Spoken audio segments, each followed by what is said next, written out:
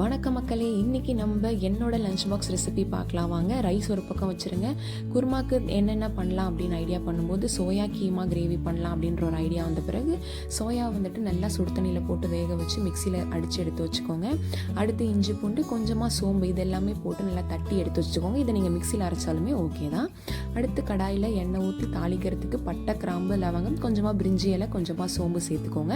அடுத்து பச்சை மிளகாய், வெங்காயம், நம்ம இடித்து வச்ச இஞ்சி பூண்டு, தக்காளி பழம், இது எல்லாமே போட்டு பச்சை வாசனை போகிற அளவுக்கு வதங்கினதுக்கப்புறமா மசாலா ஐட்டம் எல்லாமே சேர்த்துக்கலாம். சில்லி பவுடர், கரம் மசாலா, கொஞ்சமாக கொரியாண்டர் பவுடர், அதுக்கப்புறமா சால்ட், இது எல்லாமே சேர்த்து நல்லா வதக்கி விட்ட பிறகு குருமாக்கு தேவையான அளவுக்கு தண்ணி சேர்த்துக்கோங்க. தண்ணி சேர்த்து ஒரு கொதி வந்த பிறகு நம்ம அடித்து எடுத்து வச்சுருக்க சோயா கீமாவை சேர்த்துக்கலாம். உங்கள் சோயா கீமா கிரேவிக்கு தேவையான அளவுக்கு தண்ணி சேர்த்து கொதிக்க விட்டு இறக்குனீங்கன்னா நம்மளுடைய கிரேவி ரெடி. ரொம்பவே ப்ரோட்டீன் ரிச்சான ஒரு லஞ்ச் பாக்ஸ் ரெசிபி தான். சைட் டிஷ்க்கு எக் எடுத்துக்கிட்டேன்.